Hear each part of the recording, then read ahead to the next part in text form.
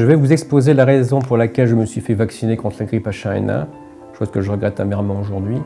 D'une part, parce que l'État français a incité assez violemment ses citoyens à se faire vacciner contre cette pandémie, cette grippe pandémique H1N1 en 2009, car elle avait été déclarée comme une forme de grippe extrêmement dangereuse, mortelle. La démarche du ministère de la Santé, c'était de dire « vaccinez-vous tous pour enrayer l'épidémie de grippe A, ainsi on évitera la mort de nombreuses personnes fragilisées ». Je l'ai fait déjà dans ce but-là. En plus de cela, j'avais une épouse qui était atteinte d'une pathologie extrêmement grave, un glioblastome, qui était donc déclaré depuis plus de 3 ans à l'époque. On savait que de toute façon, à tout moment, la vie pouvait s'arrêter pour elle. Et dans le cadre de cette protection individuelle pour elle, on l'a fait moi et mes 2 enfants, parce qu'elle ne pouvait pas se faire vacciner car elle était immunodéprimée à cause de sa chimiothérapie. On s'est fait vacciner au centre de vaccination de Val-de-Reuil.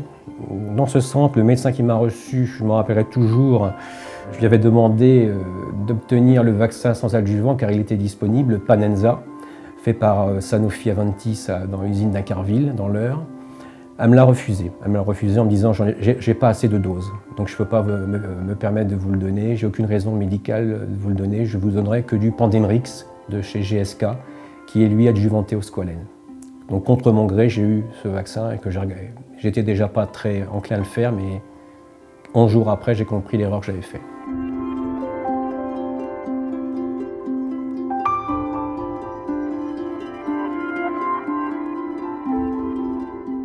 J'ai déclaré une maladie neurologique, des plus graves, bien plus grave qu'une narcolepsie. À ce jour, elle n'est toujours pas reconnue par les services de santé publique. Elle s'appelle le syndrome de Schoenfeld. Syndrome de Schoenfeld, qui est donc le terme utilisé en médecine pour l'appellation de cette pathologie qui est post-vaccinale. J'ai été donc vérifié au centre Henri Mandor pour vérifier si je n'étais pas atteint d'une myofasciite à macrophages, une maladie musculaire, auto-immune également, provoquée par les sels d'aluminium utilisés dans les vaccins. Ils ont vu ça dans les années 90, ils se sont aperçus que les gens souffraient d'une maladie musculaire, une forme de myosite, on appelle la myofasciite à macrophages.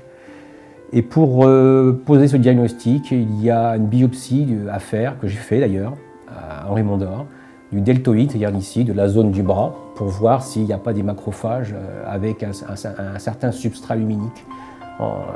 Mais bien sûr que non, puisque moi je n'ai jamais fait de vaccin depuis 11 ans, avant ce vaccin contre la grippe. Donc je n'avais pas d'aluminium dans le corps. Le vaccin contre la grippe ne contenait pas la moindre particule d'aluminium. Voilà. Donc la biopsie était négative. Il m'a dit vous avez bien une encéphalite myalgique. Et voilà le document qui le confirme. Alors c'était le premier diagnostic que j'ai reçu par M. Autier, qui est un excellent professeur en neurologie et en immunologie, au centre Henri Mandor, qui est un centre de maladies rares. Ça date du 7 mars 2013, vous voyez, hein, j'ai mis du temps à avoir des rendez-vous, ça ne se fait pas comme ça. Avant de cheminer et d'avoir des rendez-vous, c'est complexe. Et je me rappelle très bien de son collègue, le professeur Basset, qui m'avait dit, lors de ma biopsie, il m'a dit « Monsieur Cauchoir, écoutez-moi bien, vous n'êtes pas le premier que je vois après avoir fait un vaccin de type Pandemrix, vous êtes au moins le 20e. Vous avez tous une maladie qui est différente de la myofasciite à macrophages. Toutes les biopsies que j'ai faites sont négatives.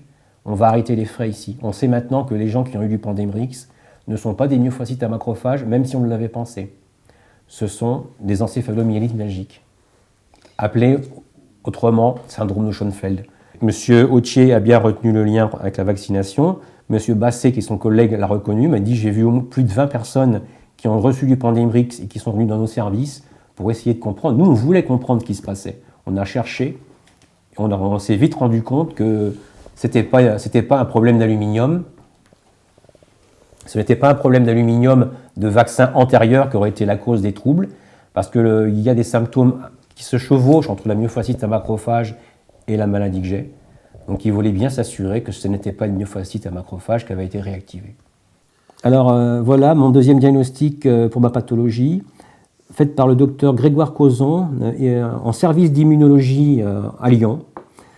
Je sous-signais Grégoire Cauzon, docteur en médecine, certifié avoir examiné M. Cauchoir, et avoir constaté l'existence d'une encéphalopathie myalgique et une colopathie fonctionnelle, sans fibromyalgie, il le précise bien, parce que c'est aussi un spécialiste de la fibromyalgie. Et quelque chose qui était intéressant, il précise le lien avec le vaccin. Excusez-moi, je le cherche. Voilà. Chez M. Cauchois, la survenue de l'asthénie dans les 2 à 3 semaines suivant une vaccination évoque le rôle de cette vaccination dans l'émergence de ce syndrome. Voilà. Donc aujourd'hui, on sait que cette maladie, elle est très souvent rencontrée suite à une vaccination. Soit une vaccination, ou bien plusieurs affections consécutives. Si vous avez une grippe, plus après une bronchite, plus après... Ça peut déclencher la maladie. C'est-à-dire une succession de stimulants immunitaires. Si votre système immunitaire est trop sollicité, comme avec le squalène, hein, ça revient à ça. S'il est trop stimulé par des affections récurrentes ou un activateur comme le squalène, vous déclenchez la maladie. On a remarqué que ces pathologies-là n'arrivaient pas chez les personnes âgées qui ont un faible système immunitaire. Ça n'arrive jamais chez les personnes, les enfants très jeunes, c'est rare parce que leur immunité n'est pas encore faite. On va dire qu'il y a un âge moyen qui se situe entre 20 et 40 ans. C'est là où on est dans la force de l'âge, où le système immunitaire est le plus fort. Et cette maladie-là touche plus souvent les femmes que les hommes. On va dire qu'il y a 80% de femmes et 20% d'hommes à peu près qui sont touchés par cette maladie-là.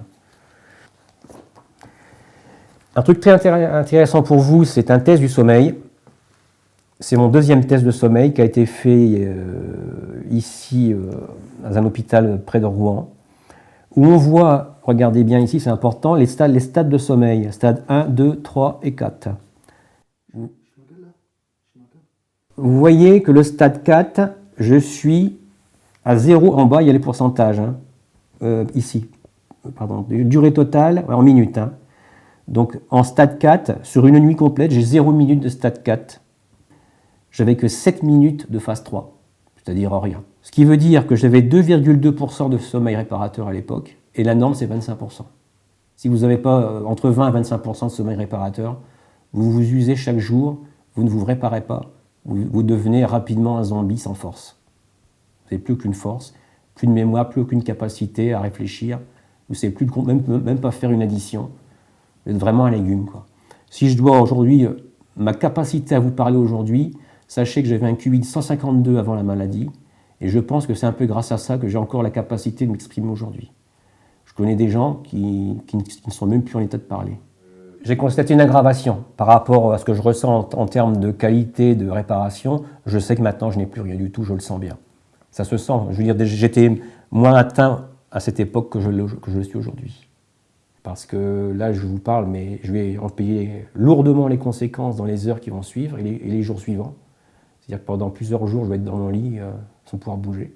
Parce que rien que le fait de vous avoir écouté parler, ça m'aura usé le peu d'énergie que j'avais. L'énergie, ça se recharge par le sommeil. S'il n'y a pas de sommeil, l'énergie n'existe pas. Le Noctran, je ne le prends pas parce que c'est une molécule qui est interdite par l'AFSAPS, qui n'a aucun effet d'ailleurs sur mon sommeil.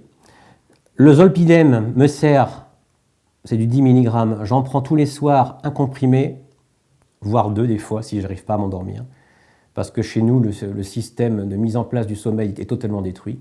Donc ça, c'est un hypnotique. Il a une durée de vie courte, il est assimilé comme une benzodiazépine et il sert uniquement à endormir les gens. Il ne maintient pas un sommeil sur une longue durée.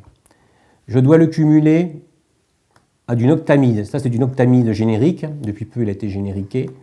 Celui-ci, c'est un somnifère de longue durée, qui a une durée de vie de l'ordre de 6 à 8 heures. Chez les êtres en bonne santé, je parle, 6 à 8 heures. Je prends du Rivotril, qui est utilisé normalement en neurologie pour les gens qui font de l'épilepsie. Mais il a d'autres avantages. C'est qu'il permet de sédater un peu plus la personne qui en prend. Donc je prends 20 gouttes, qui correspond à 2 mg de Rivotril, tous les soirs. Ce cocktail de 3 médicaments me permet juste de dormir 3 heures. 3 heures avec, on l'a vu dans les polysomnos, juste du phase 1 et du phase 2. Je n'ai pas de phase 3, phase 4. Ce qui veut dire que même si je dors avec ces produits-là, d'un sommeil artificiel, je ne bénéficie nullement d'aucune réparation à la fois corporelle et mentale. Je suis dans un épuisement perpétuel. Pour les douleurs, parce que cette maladie, comme elle ne vous répare pas votre corps, vous souffrez de douleurs énormes. Tous les antalgiques ont été essayés, la codéine aussi, j'ai pris du Clipal. Le Clipal étant une molécule à base de codéine qui n'a aucun effet. Je suis allé en centre antidouleur. Aujourd'hui, les Américains me traitent avec de la colchicine qui est utilisée dans beaucoup de pathologies. Des pathologies justement neurologiques.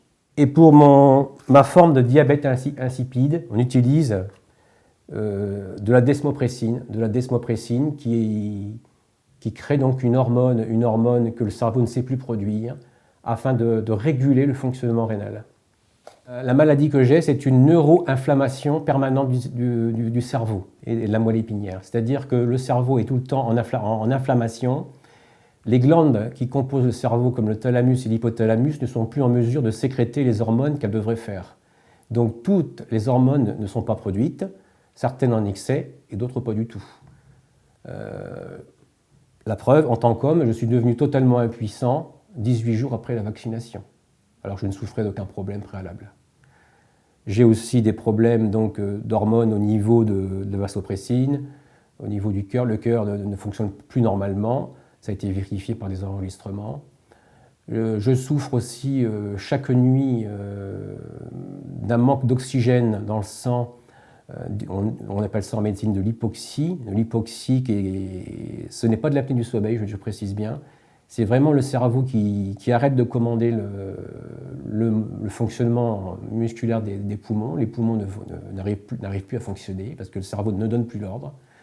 Et ce qui se passe, c'est que je désature, je tombe à 74% d'O2, ce qui est un stade très critique pour le cerveau. Donc je suis sous oxygène liquide depuis 2 ans. Ça m'améliore un peu, je gagne que 3 à 4 points, c'est tout. Mais c'est mieux que rien. Donc cette maladie est auto-immune.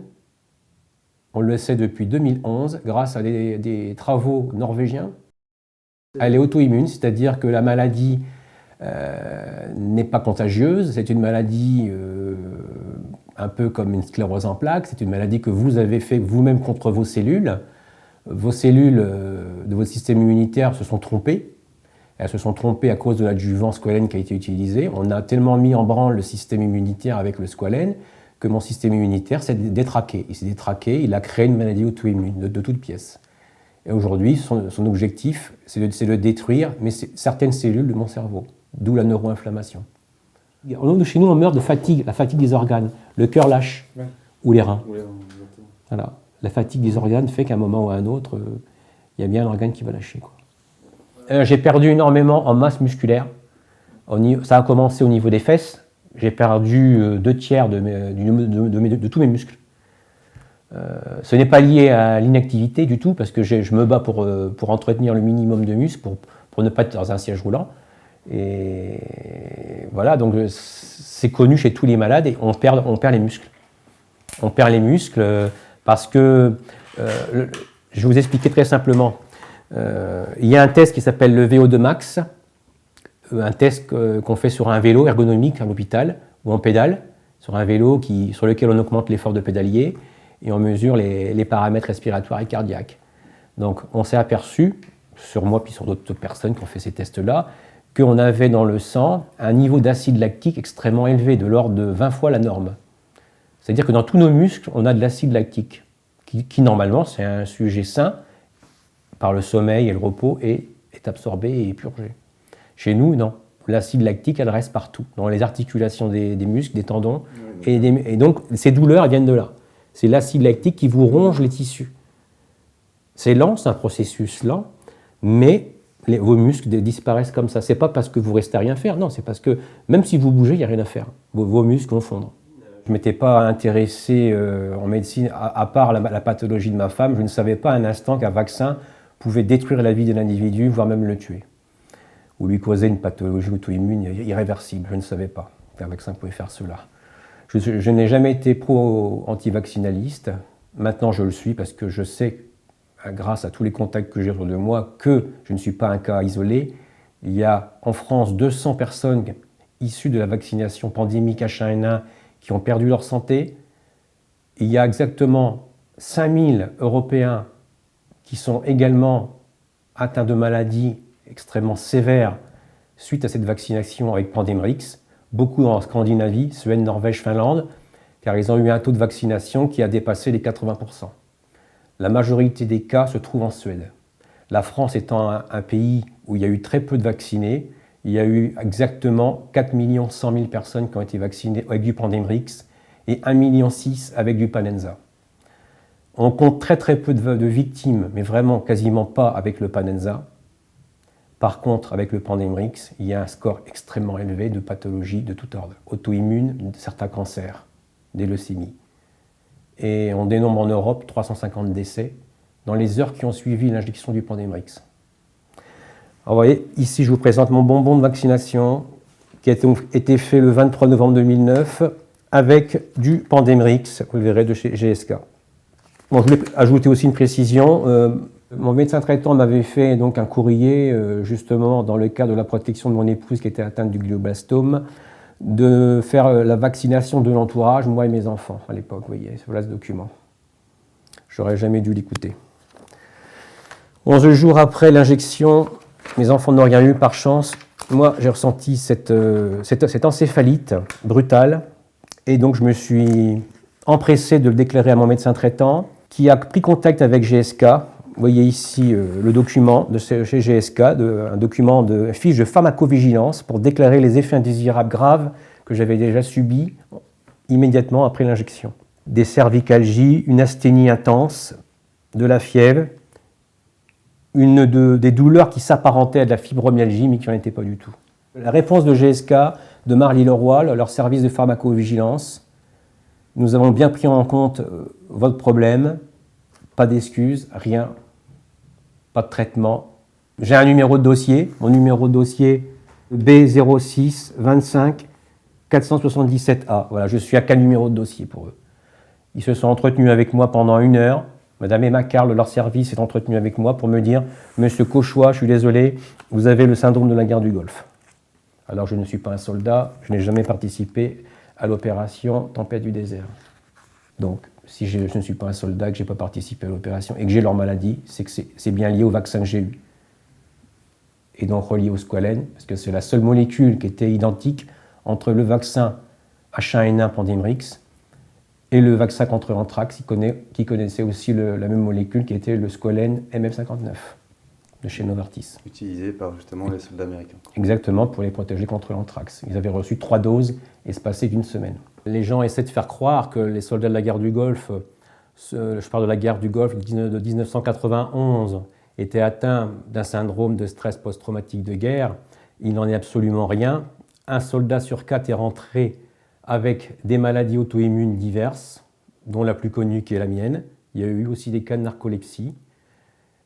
Ces gens-là, même les gens qui n'ont pas été confrontés au combat, qui n'ont pas connu les armes chimiques, le sarin ou les flèches à uranium appauvri, même ceux qui étaient en renfort à la base, qui n'ont pas bougé, ont connu ces mêmes pathologies. Donc il est bien évident que le trigger n'est pas un vecteur toxique qu'ils auraient pu connaître sur le champ de bataille, mais le trigger est le même que celui que je rencontre, que nous rencontrons tous les victimes du H1N1, du vaccin Pandemrix de GSK, c'est le squalène. Le squalène qui a été utilisé sur les vaccins pandémiques H1N1 et également sur les soldats de la guerre du Golfe, sur le vaccin contre l'anthrax qui contenait également du MF59, du squalène de chez Novartis. Ces soldats ont reçu 3 doses de vaccin, ce qui explique pourquoi il y a eu autant de personnes touchées par rapport à nous, les vaccinés du H1N1, qui n'avons reçu qu'une seule dose. Je pense que si on prouvait aujourd'hui que le squalène était à l'origine de ma pathologie, on mettrait en relation évidemment le lien avec le syndrome de la guerre du Golfe, qui a touché quand même 250 000 soldats US. Et je pense que le ministère de la Santé américaine n'apprécierait pas que l'on puisse divulguer une telle information, même si c'est la vérité. Grâce au H1N1 Pandemrix avec squalène, on a pu mettre en évidence ce que beaucoup de personnes suspectaient en Amérique depuis des années, c'était le lien entre le squalène et le syndrome de la guerre du Golfe. Je suis en relation avec les survivants de la guerre du Golfe, oui, par les réseaux sociaux évidemment. J'ai longuement enquêté pour savoir si je correspondais exactement aux critères de leur pathologie. Et en effet, j'ai eu les mêmes réactions, des réactions que je n'ai pas pu inventer, des choses anormales qui seront écrites nulle part dans la littérature, et j'ai eu la conviction qu'on avait bien les mêmes maladies au final. Donc 22 ans après, on a recréé le syndrome de la guerre du Golfe en vaccinant dans le monde des gens avec du Pandemrix. Alors Pandemrix, c'est le vaccin qui a été donné en Europe, mais il y a aussi son frère jumeau qui a été fabriqué aussi par GSK, qui s'appelle l'Arepanrix, qui a été diffusé au Canada, au Québec. Je connais des personnes au Québec qui sont également atteintes de ma maladie, dont un qui s'est donné la mort parce qu'il n'avait plus de possibilités financières, aucun recours social, aucune aide. Il était chef d'entreprise, très bien dans sa tête, pas dépressif, mais il a dit « je n'ai plus le choix, j'ai plus d'argent, j'ai plus de maison, je suis malade, je suis alité en permanence, je souffre de cette maladie, j'ai plus de choix », il s'est mis une balle dans la tête parce qu'il n'avait plus le choix. GSK, et comme tous les laboratoires, étaient au courant du squalène et du risque associé aux maladies des soldats du Golfe. Ça n'a jamais été caché. Les publications, on les trouve aujourd'hui sur Internet, sur NCBI, qui est un site de publication médicale. Ça a toujours été écrit, connu, mais toujours réfuté par les scientifiques américains de l'armée américaine parce qu'ils ne voulaient pas prendre en charge le risque, enfin de dire que c'était eux qui avaient empoisonné leurs soldats au final. C'était plus facile de dire que c'était lié à des armes chimiques, du gaz sarin, ou encore à la fameuse pilule anti-sommeil qu'on avait donnée aux soldats. Enfin, c'était facile d'invoquer toute raison autre que la vaccination, quoi. Madame Marisol Touraine, ministre des Affaires sociales et de la Santé, m'avait répondu « Vous sollicitez la reconnaissance de l'invalidité dont vous êtes atteint consécutive, selon vous, à la vaccination que vous avez reçue l'hiver 2009. Croyez bien que Madame la ministre est très sensible à la situation que vous décrivez et vos préoccupations. Elle me charge de transmettre votre courrier à Monsieur le directeur de la Santé et de la Sécurité sociale. » Voilà. Et je n'ai jamais eu d'information de leur part depuis. L'ONIAM, je vous parlais, l'organisme de défense des intérêts des personnes touchées par un accident médical. Donc vous avez le document. Voilà. J'ai demandé l'aide de plusieurs avocats du barreau de Paris. Donc il y a eu François Honorat, Joseph Houdin. François Honorat m'a dit « Je suis désolé, vous êtes nombreux à avoir cette pathologie, mais le fait qu'il n'y ait pas eu d'études scientifiques, comme pour la narcolepsie, qui a montré le lien de causalité entre la narcolepsie et le vaccin Pandemrix, on ne peut rien en conclure. Nous, de notre côté, on ne peut pas vous défendre. » Alors que pour la narcolepsie, il y a bien eu, dans 5 pays différents, des études, en France, en Angleterre, en Finlande, et toutes les études disaient la même chose. L'augmentation du taux de risque de narcolepsie après vaccination avec Pandemrix était, si j'ai bonne mémoire, de 15 à 20 fois supérieure au risque des personnes non vaccinées. Voilà. Donc, ce qui prouve bien que c'est un vecteur important de création de pathologies, dont la narcolepsie. Mais il y a aussi d'autres pathologies qu'on a volontairement ignorées avec l'utilisation de ces vaccins.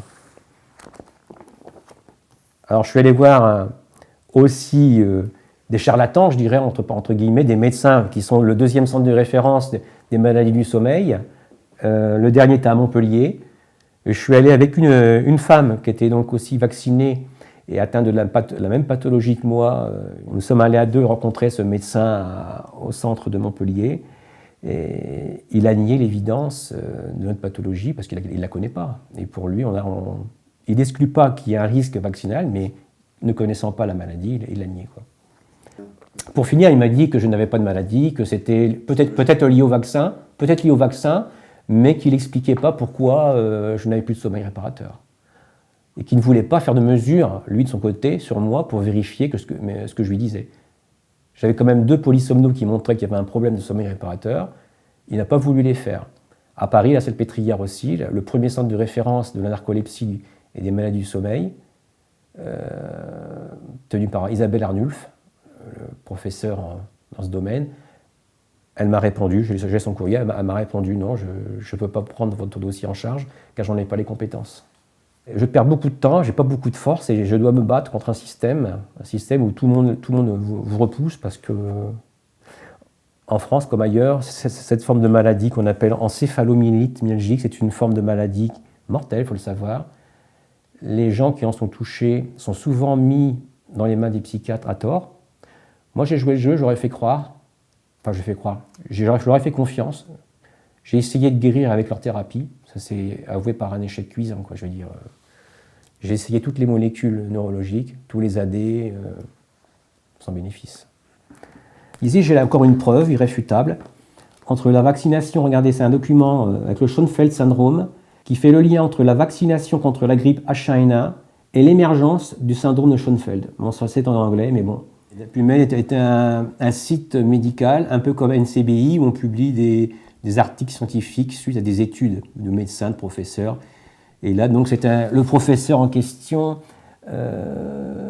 c'était le professeur Barros et Carvalho, qui travaillent donc à Rio de Janeiro.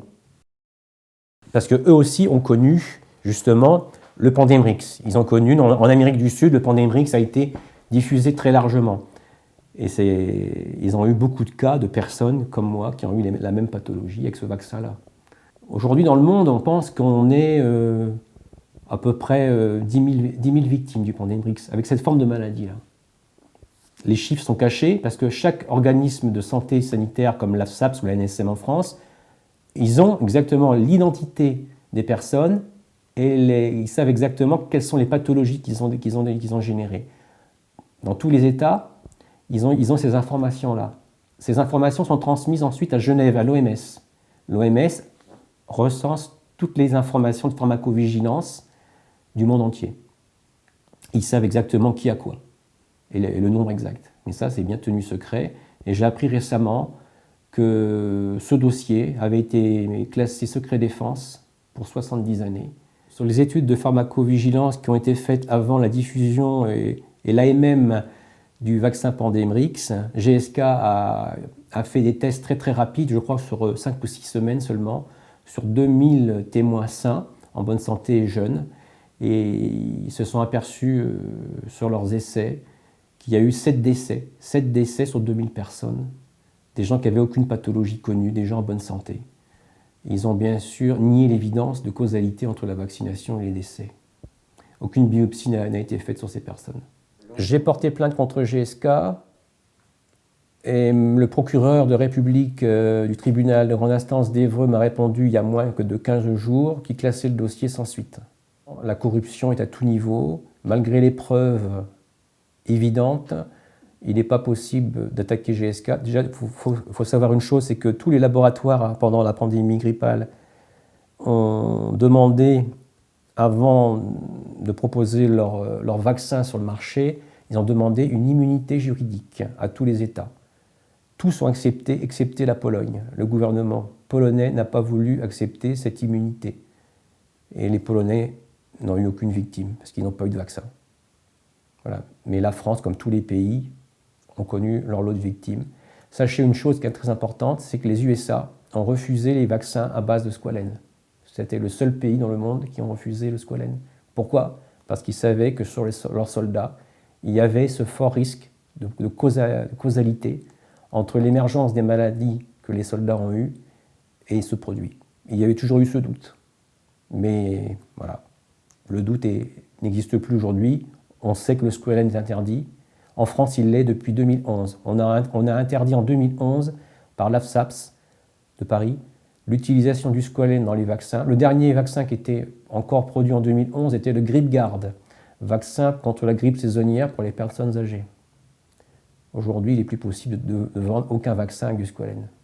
Ça montre qu'il y a une compréhension, une reconnaissance, mais il y a une compréhension de la causalité des pathologies liées à la composition de ce type de vaccin. Ils ont bien compris, avec tous les cas qu'il y a eu recensés dans le monde, que le squalène était le vecteur, le détonateur, je dirais moi, de ces maladies auto-immunes que de nombreuses personnes ont pu déclarer.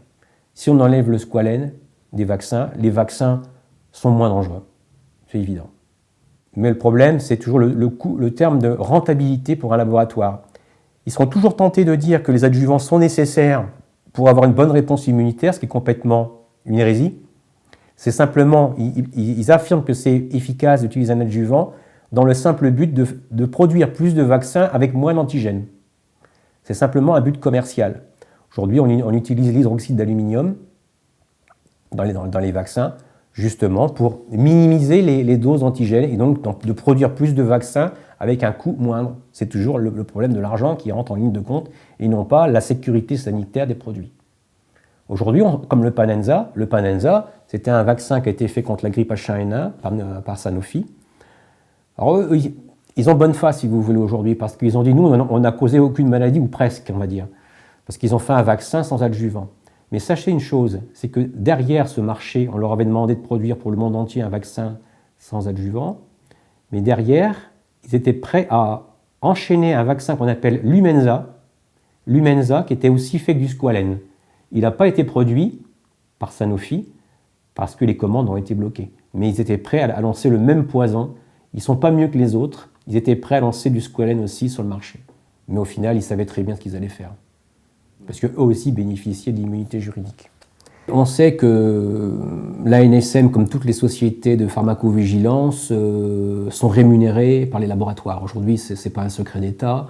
On sait que les grands cols blancs de ces organisations sont rémunérés par les labos. Ce n'est pas l'État qui paye l'ANSM, c'est qu'une petite partie, l'État, il faut le savoir. Donc il y a quand même, à tout niveau, il y a une forte corruption, des conflits d'intérêts qui sont énormes, à la fois avec l'OMS et les laboratoires. Sachez qu'aujourd'hui, la recherche médicale, elle n'est jamais faite par des fonds publics. C'est toujours les laboratoires qui mettent leur denier pour découvrir un traitement. Et donc c'est des recherches qui durent des années, et en retour, ils en veulent un retour, évidemment. Il faut un retour d'investissement. Donc voilà, aujourd'hui, c'est les laboratoires qui payent les traitements de demain, quoi. Il faut le savoir. Et c'est eux qui sont en self-certification pour tous leurs produits qu'ils vont mettre sur le marché.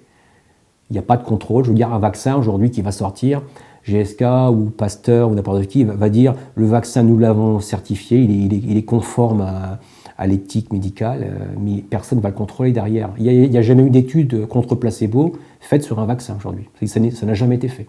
C'est le laboratoire qui affirme qu'il est efficace. On n'a jamais vérifié derrière. On peut l'imaginer, on peut croire qu'il est efficace, mais ça n'a jamais été démontré. Donc, à toutes mes recherches ont abouti à une chose, c'est qu'il existe un traitement pour cette forme de maladie aujourd'hui. Il est en phase d'essai clinique en Norvège, en essai clinique de phase 3. Donc c'est la fin, on va dire. Il y a phase 1, phase 2, phase 3, c'est vraiment la fin. Ils le font sur 152 patients norvégiens, sur 5 centres d'essai en Norvège.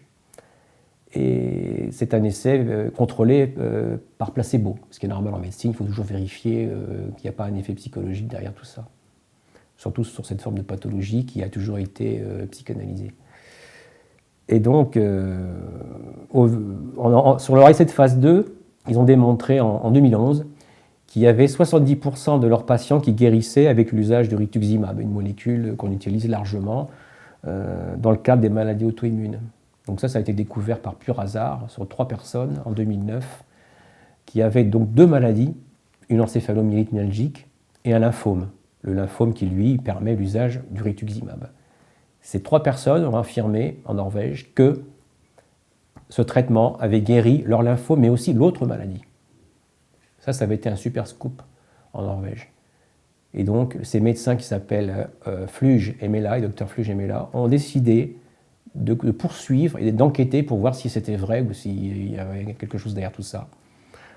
Et au final, ils ont pris donc 30 personnes qui avaient cette maladie, 15 ont reçu le placebo, 15 ont reçu le produit. Ils ont obtenu un ratio de 70%, à peu près, j'arrondis, 70% de personnes en rémission. En rémission, soit totale, il y en a eu, d'autres en rémission partielle, parce qu'ils n'ont eu que 2 doses d'injection, 2 doses qui étaient trop faibles pour asseoir la maladie, on va dire. Ça a permis une rémission temporaire. Ils ont compris cela, et là, cette année, là, ça a commencé en décembre dernier, sur cette étude de phase 3, ils ont décidé de faire le protocole de 6 injections, exactement le même protocole que je reçois aux États-Unis, 6 injections de rituximab de 1 gramme, espacées de 3 mois. Donc au départ, une injection, 15 jours après la seconde, et après tous les 3 mois, une dose. Le rituximab, il va détruire dans votre système immunitaire, dans votre moelle osseuse. La moelle osseuse, c'est ce qui fabrique le sang, ce qui fabrique toute la lignée blanche. Il va détruire ce qu'on appelle les lymphocytes B. Les lymphocytes B, pour vous expliquer, ce sont un peu les généraux du système immunitaire, c'est les commandants. Ils vont diriger les cellules tueuses, les cellules, les lymphocytes T et d'autres cellules, attaquer les ennemis. Si on tue tous les généraux, les cellules, les killers, ils ne savent plus quoi faire. Et ils restent, ils attendent les ordres, mais il n'y a pas d'ordre qui arrive. Donc ils ne font plus rien. Ils ne fabriquent plus d'auto-anticorps, ils ne vont plus défendre votre organisme des gènes et des parasites. Il faut le savoir, c'est pour ça qu'on est très fragilisé sous traitement.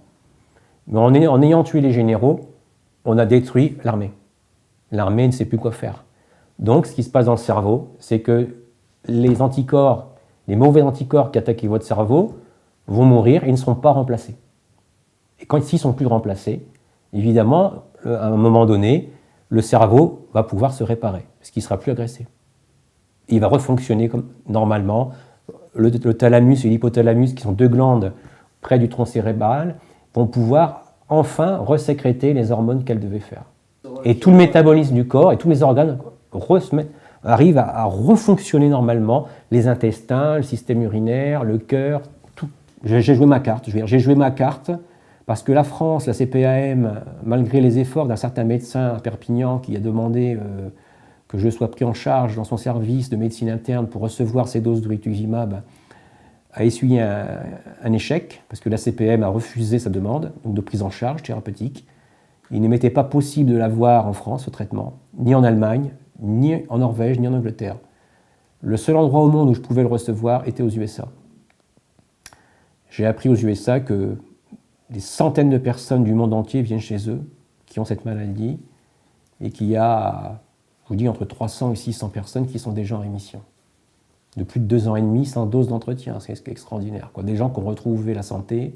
Donc je vous parlerai d'une femme simplement qui est médecin norvégienne, qui a fait partie de l'étude de phase 2 en Norvège, qui s'appelle Maria Djerpe, qui a suivi le protocole rituximab en Norvège en 2011. Et aujourd'hui, en 2015, elle est toujours en bonne santé. Elle n'a jamais rechuté.